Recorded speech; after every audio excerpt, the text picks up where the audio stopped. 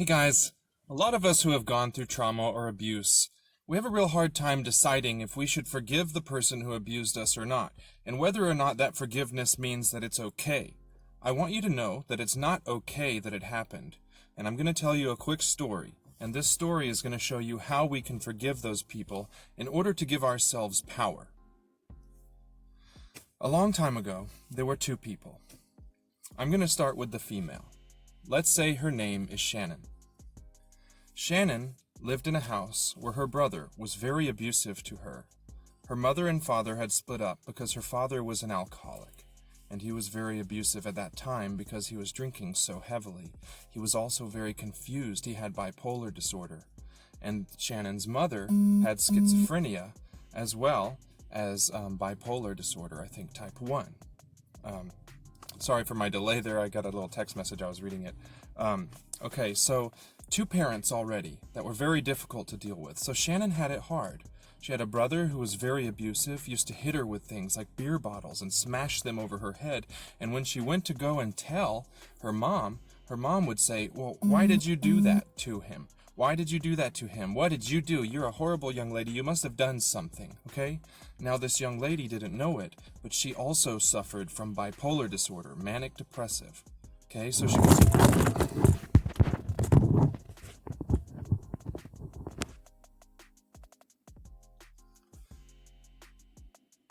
she was already confused with her life. She didn't know why she had certain mood swings. She didn't know why this or why that.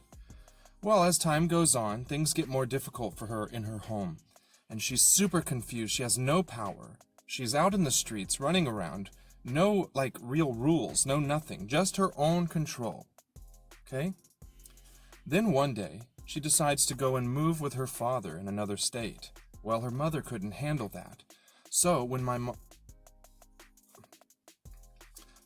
when she was at school and came home that day, Shannon's mom was lying on the ground, vomit all over her face, with a note that said, "Look what you did, Shannon.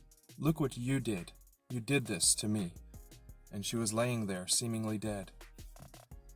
She did survive. Shannon's mom did survive, but that royally messed her up. That messed Shannon up big time.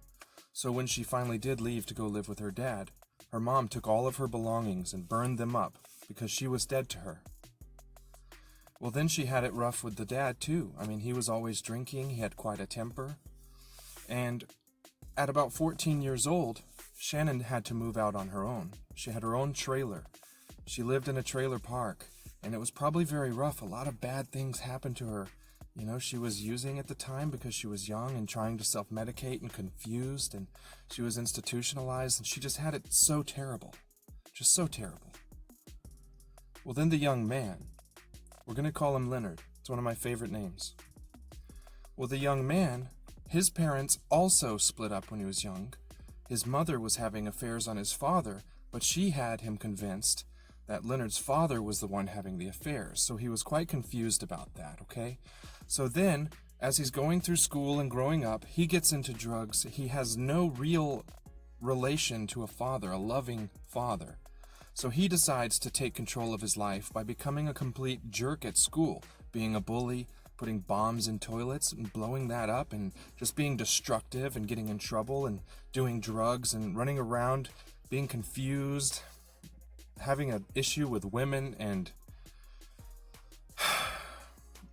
he was molested by an aunt, and God knows what else happened because his stepfather was a pedophile, and you know, he had a lot of trouble, a lot of trouble.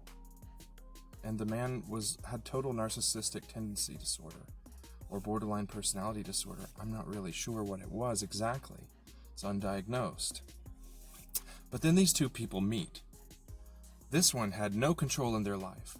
Things were terrible, full of abuse. This one had no control in their life. Terrible, full of abuse. Those two people meet, and when some people like that meet and they also happen to be soulmates, the most insane things can happen.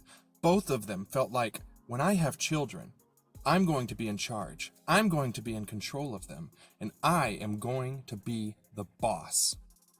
So, in a crazy, messed up effort to give their kids a good life, they totally abused the crap out of their children. They totally made them feel worthless, made them feel weak, kept them locked up in the house, took away things from them, hit them, yelled at them, screamed at them, called them names, made the kids think that just not a happy place. Now, the backstory I told just because I was abused does not mean I can't forgive my parents. Now, parents, I know you watch this channel, and I know you may be upset about this, but I've not revealed who you are. And it's not about that. It's about my truth existing within me, about being able to release that so I can truly love you and truly be happy with you.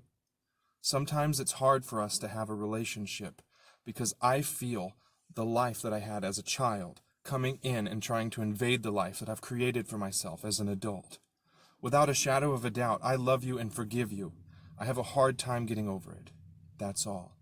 But I want everyone out there to know we can absolutely forgive someone who has abused us. My grandfather molested me when I was a child. Guess what? I forgive him. I don't want to see him ever again. So we can love and we can forgive. That does not mean we have to be weak, and we can love ourselves through it all. Love you. Bye.